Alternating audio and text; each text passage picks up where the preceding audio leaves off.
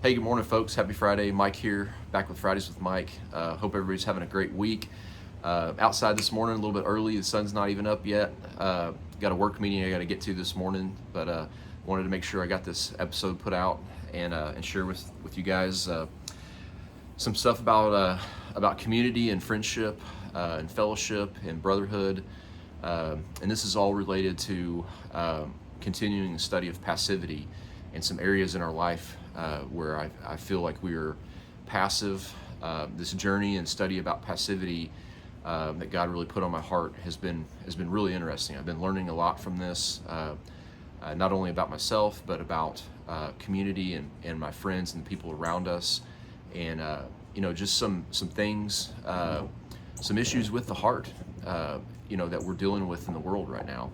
And so I wanted to share those things this morning. So we got a little bit different episode today. I've got a lot of things I'm going to start out sharing this morning that I've found, and then I'll get into some scriptures. And I have several scriptures, so I'm going to bounce around a little bit in my Bible, but I've got a bunch of short scriptures that I want to share about this topic. And so I'm going to name the episode today, Men Need Friends, Real Friends. And the reason for that, and I would like the ladies to listen in and lean into this today as well, because this definitely applies to you gals also, and mothers and raising kids and all that kind of stuff out there. And I think just and married women and who have husbands, this doesn't just apply to men. I think this applies to us as men and women together, in talking about community and just loneliness in general, because I don't think this is just a male issue, an issue with men. I think this is kind of an issue across the board. But I'm a man, and I'm studying passivity from a masculine standpoint, and so that's kind of what I'm leaning into. But I would appreciate it and love it, and I think you would get something out of this if ladies out there stuck around and listened as well. So the first couple things I'm going to go through are some statistics, and of course, this is all online research, but this isn't just the first thing that popped up in Google. I looked at a bunch of different resources and a bunch of different things, and this is kind of a compilation of the most consistent stats out there. And so, diving right in, the first couple things I found is, and this is from like 2023. A lot of this is from 2023. I didn't want to find anything that was in the heart of share anything that was in the heart of COVID, because I felt like that would be unfair, because so many people were isolated during that time. But a lot of this is from 2023. So in 2023, 30% of U.S. adults feel lonely. More than 1 in 7 men have no close friends. Now, interesting. Remember this, okay? In the 1990s, only 3% of men had said they had no close friends or felt lonely. Okay, think about that for a second. And just kind of put that in the hum pot. All right, 52% of all Americans feel lonely. 47% of Americans report their relationships are not meaningful, and 57%, single or not, report eating all meals alone. All meals alone. That one kind of blew my mind, and I had to go dig on that one a little bit, because I honestly didn't believe it. All right, and so the inverse of this, and this is in America. Now the inverse of this is, and now these are the least lonely countries, okay, and where 90% of people say that they are not lonely, and loneliness is not a major issue in their country. The Netherlands, Czech Republic, Croatia, Austria, Mongolia, Kosovo, Slovenia, Bosnia, Japan, and Taiwan. And I'm going to talk about that for just a second before I readdress the other stuff here in the U.S. So I've never been to Japan or Taiwan, but I have studied Asian culture a little bit, and I'm not an expert by any means. But one of the brief things I'll share about their culture is they're very, very close family units. And they have very tight communities, and they eating is very important to them. Dining together is very important to them. They have very deep ancient cultural practices that keep them together in community and keep their families close together. And they have, I'll just call it a set of rules or ideals that their families follow, that are ingrained in their culture. And if you think about Japan and Taiwan, and some of you will probably correct me on this, but their culture is not super diverse in a certain way. If you live in Japan, you're Japanese for the most part. And I didn't break down what the percentage of different races and all that kind of stuff are in cultures in Japan and Taiwan. But from what I know and what I've studied, it is a large amount of the same culture. So culturally speaking, they're pretty unified. Okay. Now, I haven't been to the Netherlands, but I have been to Czech. I have been to Austria. My dad was in the military, and we were stationed in Europe, and we did a lot of traveling around to Switzerland and France and Austria. We went to Italy. So we went to a lot of different places. We went to some of the old Soviet bloc countries over in Eastern Europe, and traveled around a little bit over there. So we saw a lot of neat stuff. And in Europe, when we were there, at least in the 90s, and what I still know about it today is culturally they're very close people. Food is a big part of their culture.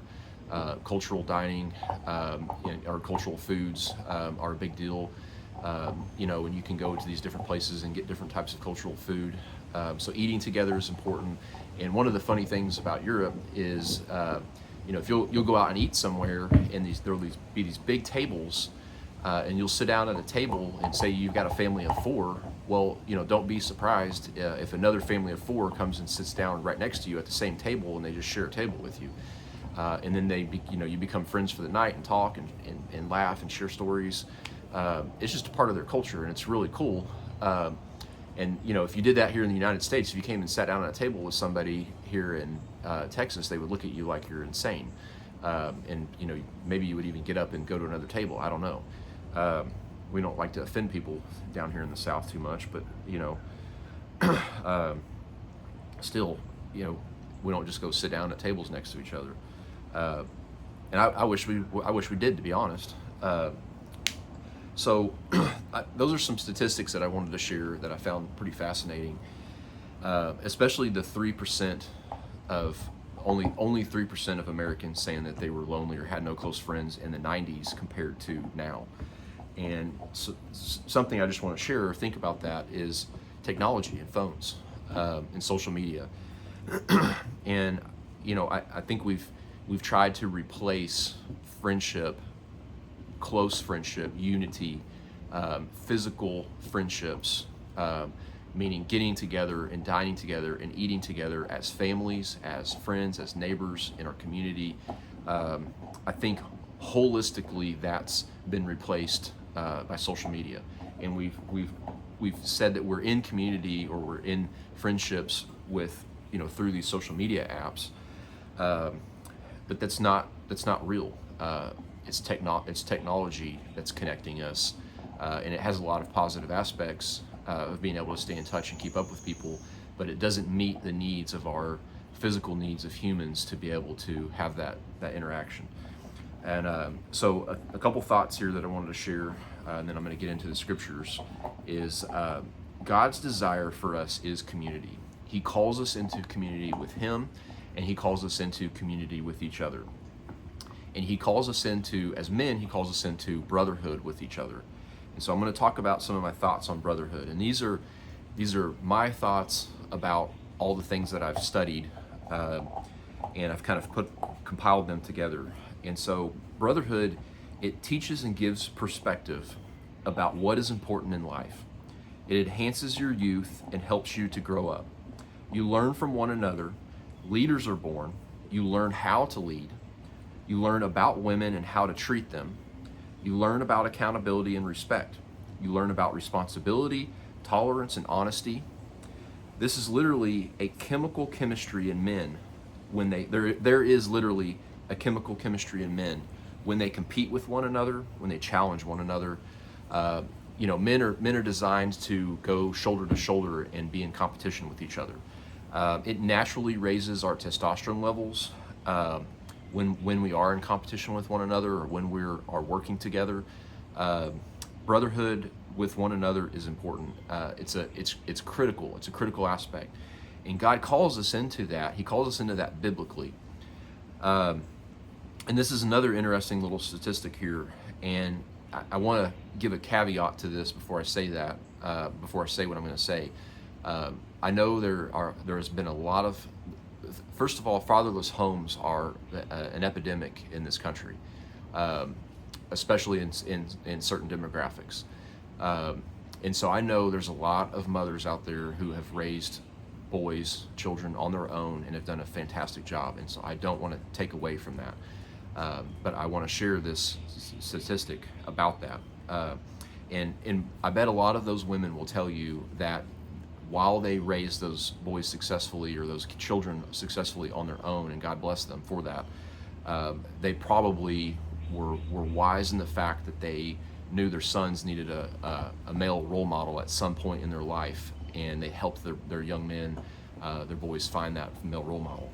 Otherwise, this statistic wouldn't be a statistic.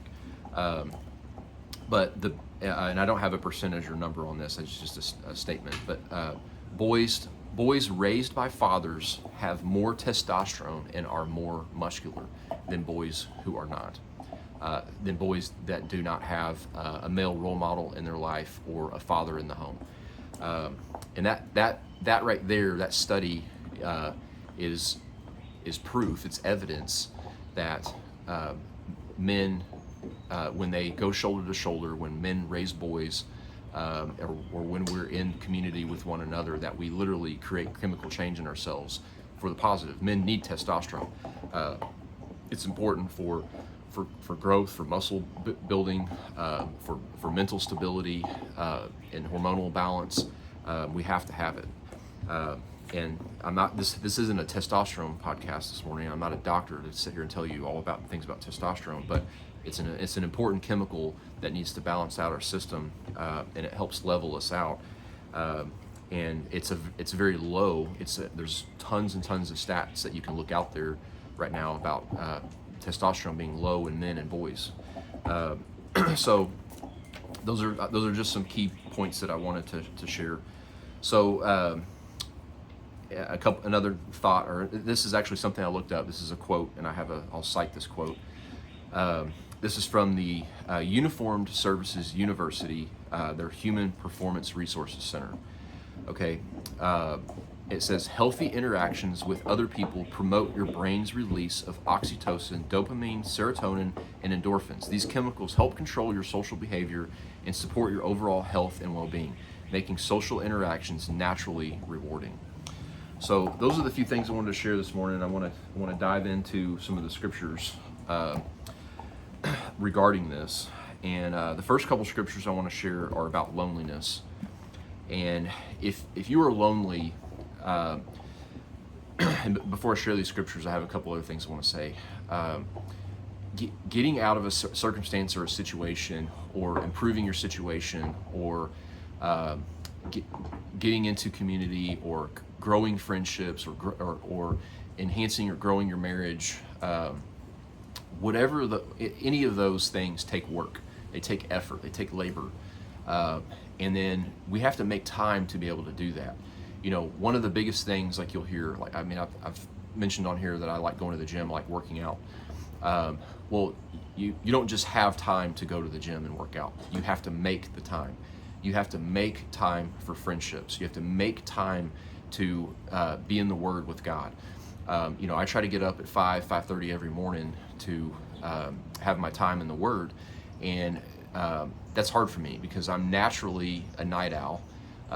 It's easier for me to stay up late and sleep to the last minute until I have to get up in the morning and get ready to go do what I'm going to go do. So it took work and discipline to go to bed earlier, to be able to wake up at 5 a.m., to spend an hour in the Word, growing that relationship with God, with Jesus, and asking the Holy Spirit to come into my life and work in and through me. And so think about that for a second.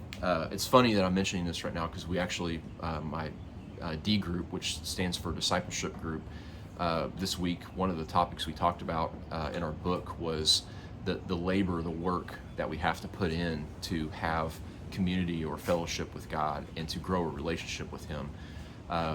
And studying the Bible is one of the key ways to do that. And it's one of the reasons that I share the Word with you guys, because I'm sharing what I've learned and what I'm studying, and I'm wanting to pique interest or intrigue you to go and learn and study about it yourself. But my pep talk, if you will, is that you have to make time to do it. So the first thing that I want to share with you guys this morning about loneliness, a couple scriptures here. The first one is Joshua 1:9. And like I said, both of these scriptures I'm going to share are about loneliness. And if you're lonely, seek the Lord. Call out to Him. Get into the Word. Study His Word. And He will begin to reveal things to you about your life, about your heart, about Him, and about how you can have a relationship with Him, and about His plan for you, and about His plan for mankind, and why He wants you in community with others. So the first one here is Joshua 1:9, and it says, have I not commanded you? Be strong and courageous. Do not tremble or be dismayed, for the Lord your God is with you wherever you go. So God is telling you that you are not alone, that He is with you, okay? Another one here I want to share about loneliness, and this is Isaiah 40:21 through 22. Have you not understood from the fountains of the earth? It is He who sits above the circle of the earth, and its inhabitants are like grasshoppers, who stretches out the heavens like a curtain and spreads them out like, whoops, sorry guys, I was on the wrong page.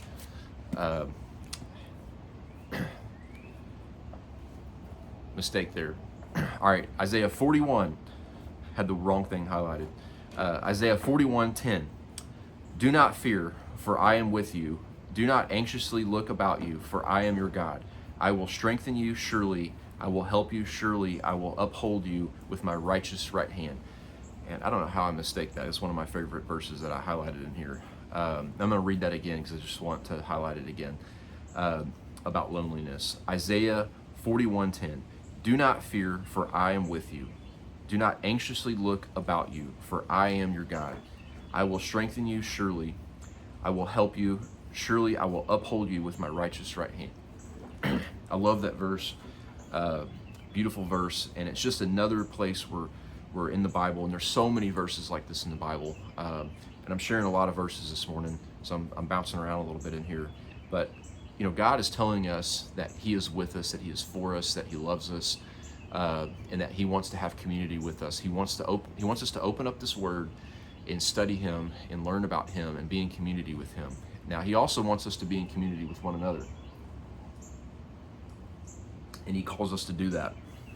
So I'm gonna read a few verses about friendship and fellowship in here, and hopefully I won't read the backside of a highlight again. Okay, Psalms 133:1. Behold, how good and how pleasant is it for brothers to dwell in unity together. Keep going here. Like I said, I'm gonna be bouncing around a little bit. This is Proverbs 13:20 through 22. He who walks with wise men will be wise, but the companion of fools will suffer harm. I think that says enough by itself right there. It's very important for us to have good friends. Having friends who tell you to stay at the bar and just have one more when you know you need to get home to your wife are not good friends. Good friends are going to tell you, hey man, you need to get home to the family. You got work tomorrow. Think about that for a second, and think about your friends. We need friends who will hold us accountable, who will push us to be better men. Now, I'm not saying we can't have friends out there that we get in trouble with sometimes. I think there's a lot to be said about that, especially when in our younger years, pushing the boundaries, spreading our wings. It's a good and healthy thing if it's done in a good and healthy manner with some reserve. But we need friends, especially in our mature years, especially when we're adults, raising children and things like that, that push us to be better dads, better husbands. We don't need friends that are going to listen to us when we need to share about our relationship with our wife, and then right then and there bash our wife with us, or make it sound worse, or give us bad advice about marriage. We need friends that are going to hold us accountable in our marriage and tell us and help us how to do the right thing. And personally, I believe that all comes from a biblical community, and God shows us that, because He wants us to have friends that we can go and share with, close friends that we can go and share with, and be in community with, and share our troubles, and ask for prayer and pray with. So I've got another verse here I want to share. Like I said, I've got several this morning. They're all short. This is Proverbs 18:24. A man of many friends comes to ruin, but there is a friend who sticks closer than a brother. So what this is talking about is a man of too many friends will be broken into pieces. You're going to be getting dragged in too many different directions. And it's okay to know a lot of people and have acquaintances and be friendly with a lot of people. There's nothing wrong with that. But indiscriminately chosen friends may bring trouble. But a genuine friend sticks with you through thick and thin. Really think about that. And that's kind of what I was just talking about. Friends that will be there for you when in your times of trouble, that can offer prayer, offer good advice, sound advice. Those are the friends that you need. And those are the friends that we need as men. So here's another one right here. This is Ecclesiastes 4:9-12. And it says, "Two are better than one because they have a good return for their labor. But if either of them falls, the one will lift up his companion. But woe to the one who falls when there is not another to lift him up. Furthermore, if two lie down together to keep warm, but how can one be warm alone? If one can overpower him who is alone, two can resist him. And a cord of 3 strands is not quickly torn apart." So having 3 friends together is even stronger. And if you think about that, I've got 2 points on this. If you think about that 3 strands, marriage is 3 strands. It's a husband and a wife and Jesus in the middle of it. And those are the 3 strands of marriage. You have to have Christ in your marriage. It's a little tidbit of advice this morning.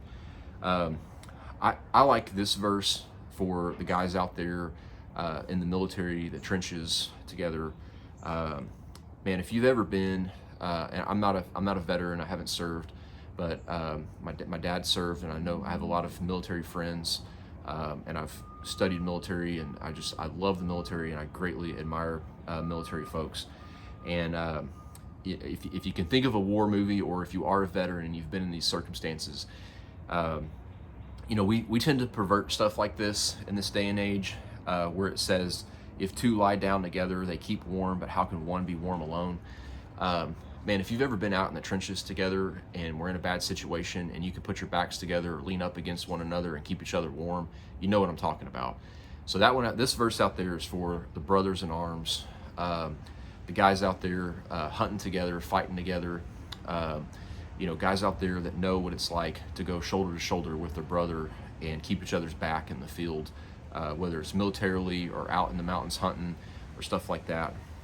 For the masculine men out there that know what this means, that's why I'm sharing it.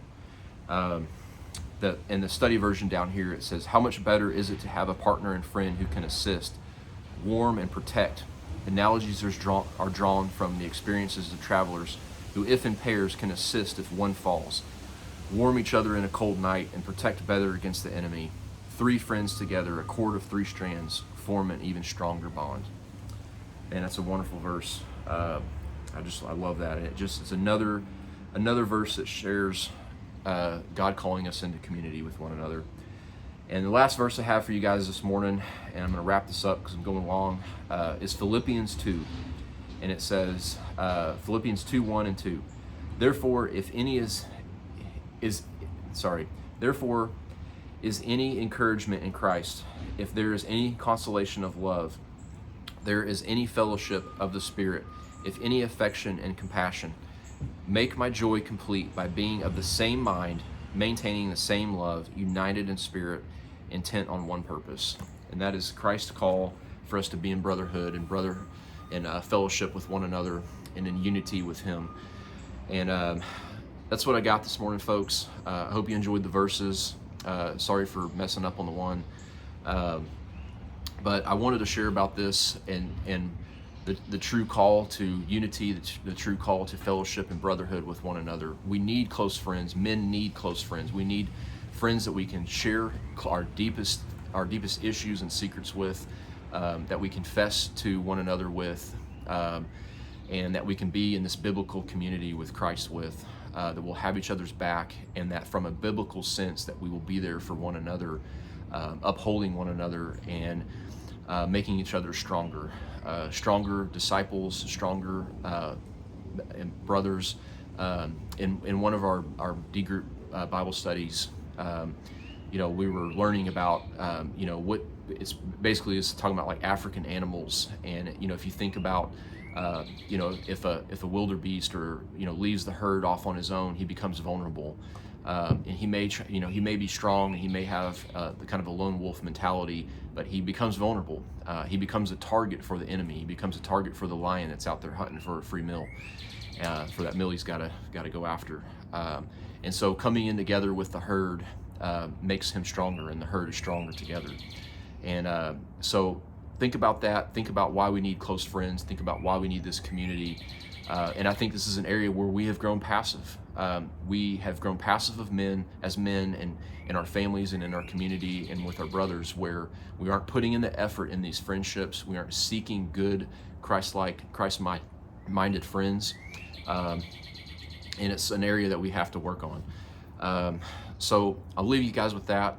I don't want to harp anymore, but I hope you guys enjoyed this message. I know it was kind of a long one today, but I love you all, and I hope you're having a wonderful week. I hope you have a wonderful Friday and a blessed weekend. And I just hope this is something that you guys will think about and work on and share with one another. Thank you guys for watching. Love you all, and God bless. Mike, over and out.